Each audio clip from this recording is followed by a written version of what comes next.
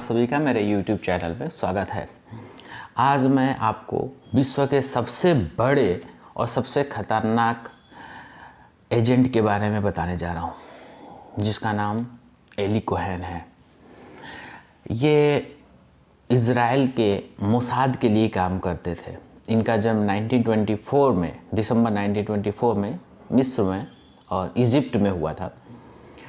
सारे पढ़ाई वगैरह और वहीं पे इनका पालन पोषण हुआ। कुछ लंबे समय के बाद इनके माता पिता वहाँ से इज़राइल मूव कर गए, मगर इन्होंने वहीं रह के अपना पढ़ाई और डिग्री वगैरह कंप्लीट करना उचित समझा।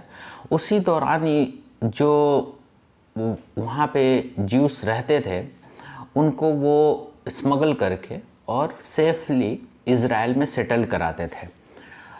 अब इस सब चीज़ों के दौरान 1951 में वहाँ एक मिलिट्री कूप हुई और जिसमें कि इनको पकड़ लिया गया।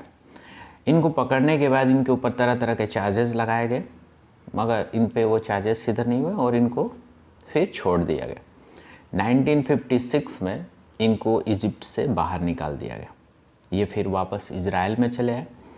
इज़राइल में आने के बाद इन्होंने वहाँ पे डिफेंस ज्वाइन किया। डिफेंस में इनका मन नहीं लगा। फिर इन्होंने एक एप्लीकेशन अपना मोसाद में सबमिट किया एजेंट बनने के लिए।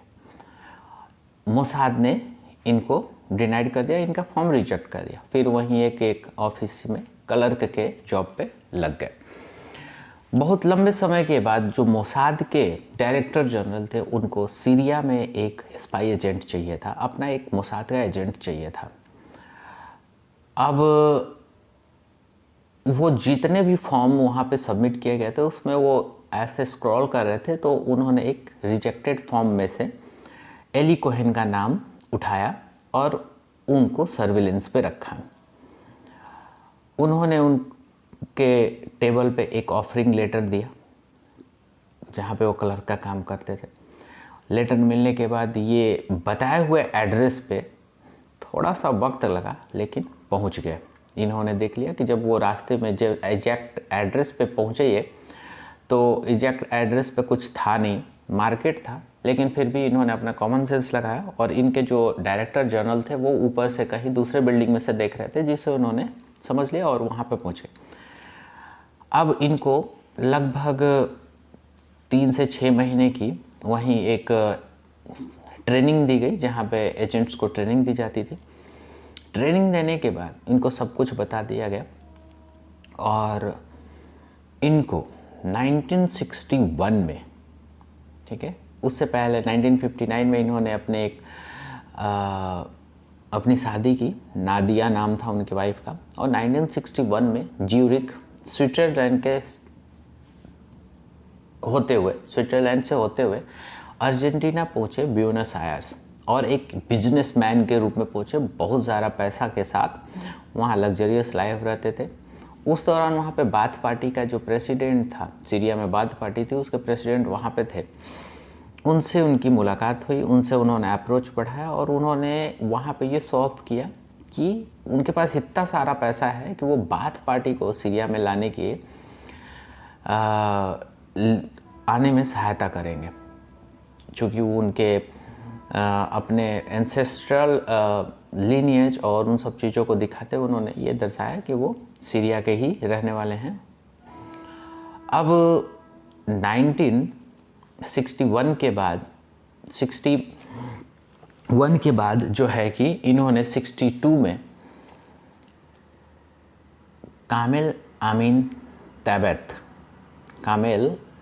तैबत के नाम से सीरिया में एंट्री किया, दमास्कस में, और एक ज़मींदार के सहारे। अब वहाँ पे एंट्री करने के बाद इनको ये बताया गया कि तुम्हें 7 से 8 हफ्ते रुकना है, उसके बाद इंटेलिजेंस का काम करना है।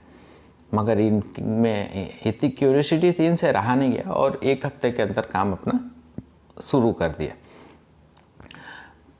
इंटेलिजेंस प्रोवाइड कराना, वहाँ पे कुछ ही समय में इन्होंने वहाँ के डिफेंस में वहाँ के बिजनेसमैन से, पॉलिटिकल लीडर से बातचीत करना, उनसे तमाम तरह के जानकारियाँ उपलब्ध कराना, और उपलब्ध करके वो मोसाद को पास करते थे ट्रांसमीटर के थ्रू। अब हुआ ये कि वहाँ पे उन्होंने जब लोगों को अपने तरफ आकर्षित करना था तो अपने घर में तमाम लग्जरियस पार्टी देते थे, प्रोस्टिट्यूशंस और लीकर्स का इस्तेमाल करते थे और सबको खुश करते थे और सभी लोग उन्हें अपना दोस्त मानने लगते और ऐसा लगता था कि वो सीरिया के लिए ही रहने वाले हैं।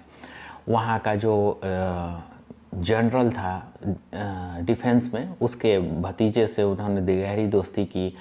उसने सारे सीरियन बॉर्डर पे ले जाके, जहाँ पे कि गोलन हाइट्स के एरिया में जहाँ पे कोई भी अलाउ नहीं था सिविलियन, उसमें उनको वो ले गया। उस सब चीज़ों के बारे में उन्होंने देखा। जब वहाँ देखा तो वहाँ पे पता जो भी सारे डिफेंस के लोग रहते थे वो बंकर्स में रहते थे। तो उन्होंने एक सहारा दिया कि भाई यहाँ इतनी गर्मी में सीरियंस सोल्जर्स रहते हैं, इनके लिए कुछ मैं करना चाहता हूँ। तो उन्होंने इज़राइल मोसाद को एक ऑर्डर दिया और सीरियन कमांडर और जो जनरल थे उनको आश्वासन दिया कि मैं यहाँ पे एक यूकेलिप्टस का ट्री लगाऊंगा, एक क्या बहुत सारे, ताकि सैनिक गर्मी में परेशान ना हो, आसानी से काम कर सके।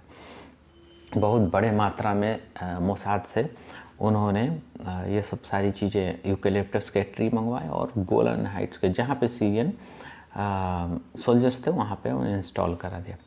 अब उसके साथ साथ ये अपना मैसेज हमेशा जो है देते रहते थे। इन्होंने बाथ पार्टी को सत्ता में भी ला दिया और उसके साथ साथ इनको defence minister, deputy defence minister का भी प्रस्ताव दिया गया। उस पर इतना विश्वास किया जाने लगा कि डेप्यूटी डिफेंस मिनिस्टर, सोचिए कितनी खतरनाक बात होती यदि किसी स्पाई एजेंट को किसी कंट्री का डिप्टी डिफेंस मिनिस्टर बना दिया जाए तो सारी की सारी दस्तावेज उसी से गुजरने वाली हैं और वो कितना नुकसान पहुंचा सकता था उस कंट्री। वहाँ पे जो एक कर्नल था जिसका नाम था जो कि बहुत ही एल कोहेन को पसंद नहीं करता था, उसका नाम था अहमद सुडानी। वो हमेशा उनके ऊपर नज़र रखता था, उनके एक्टिविटीज़ पे, और उसको शक होता था।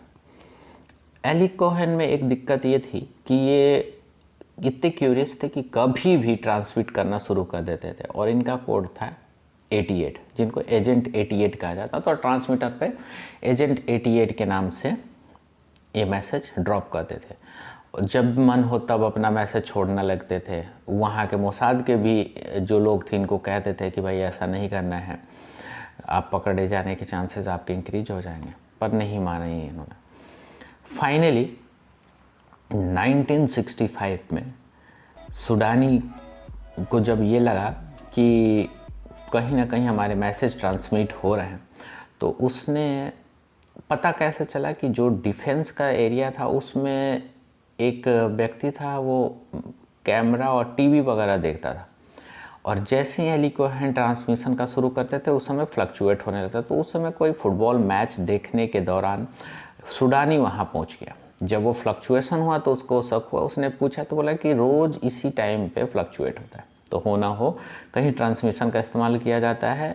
सुडानी को पता चला, उसने रशियन इंटेलिजेंस एजेंसी से मदद ली, ठीक है, जो कि उस समय केजीबी थी, मदद लिया। उन्होंने पूरे एरिया के लाइट्स को ऑफ कर देते थे और क्या करते थे कि ट्रांसमिशन को पकड़ने के लिए अपनी गाड़ी चलाते थे वहाँ पर। और फाइनली 2-4 दिन के सर्विलेंस के बाद एली कोहेन को रेड हैंड सुडानी ने पकड़ लिया और 1965 में उनको रंगे हाथों उसने पकड़ लिया। उसके बाद 1965 में इनको दमास्कस के एक मौजह चौराहे पे सरेआम फांसी दे दी गई। फांसी देने के बाद इनके लाश को 6 घंटे तक ऐसे ही हवा में तैरने दिया गया, हवा में ही लटकी रही लाश। उसके बाद इनके लाश को वहीं सीरिया में ही दफना दिया गया। दफनाने में उनको 3 बार दफनाया गया, 3 बार दफनाने गया कि ताकि उनके लाश को जो है शव को वापस इजरायली मोसाद लेके ना जा सके। और आज तक उनके लाश को और उनके शरीर को, उनके परिवार को और इजराइल को वापस नहीं लौटाया गया। उनको बचाव के लिए मोसाद ने बहुत सारी कोशिशें की, पिटीशंस डाले, मर्सी पिटीशंस डाले, फ्रांस से, बेल्जियम से, कनाडा के लोगों से रिक्वेस्ट किया गवर्नमेंट से कि इनका डेथ सेंटेंस को जो है कम्यूट कर दिया जाए लाइफ इम्प्रिजनमेंट में, लेकिन सीरियन कहाँ मानने वाले थे, क्योंकि उनके साथ इतना बड़ा विश्वासघात हो जिसको वो अपने दोस्त की तरह से मानते थे। और आज भी उनकी वाइफ नाडिया इस प्रोटेस्ट करती रही हैं कि ताकि उनका शरीर वापस दे दिया जाए। हालांकि उनके शरीर से एक उनके पास वॉच थी जिसको मोसाद ने कलेक्ट करने में जो मोसाद ने है उसको कलेक्ट किया और उनके वाइफ को दिया, वही स्मृति के रूप में उनके वाइफ के पास है। नाडिया ने फिर दोबारा कभी शादी नहीं की और इस तरीके से विश्व के सबसे बेहतरीन जो है कि इंटेलिजेंस एजेंट का खात्मा होता है। और उन्हीं के इंटेलिजेंस के आधार पे 2 साल के बाद 6 डेज का वॉर होता है और मोसाद के साथ इजरायली डिफेंस जो है सीरियन बॉर्डर्स पे हमला करती है। वही यूकेलिप्टस का जो ट्री था उसको टारगेट बना के, क्योंकि वो यूकेलिप्टस ट्री इसीलिए टारगेट के लिए बनाए गए थे कि यहाँ पे सीरियन बंकर्स हैं, उनको उड़ा दिया गया। और 2 दिन में पूरे गोलन हाइट्स में, जो कि गोलन हाइट्स एक ऊंचा है, 1800 स्क्वायर किलोमीटर का एरिया है, जिसमें 1200 स्क्वायर किलोमीटर एरिया इजराइल ने अपने अंडर में ले लिया, क्योंकि वहाँ पे जॉर्डन और जो रिवर्स है उनके वहाँ से पानी जो डाइवर्ट होकर इजराइल में जाता है, जो कि उसका इस्तेमाल इजराइल अपने ड्रिंकिंग वाटर और तरह तरह की चीज़ों में इस्तेमाल करता है। तो ये बहुत बड़ा जो कि उन्होंने अचीवमेंट दिया और इस तरीके से विश्व के सबसे बेहतरीन और ख़तरनाक जासूस एली कोहेन और एजेंट 88 का अंत होता है। Thank you.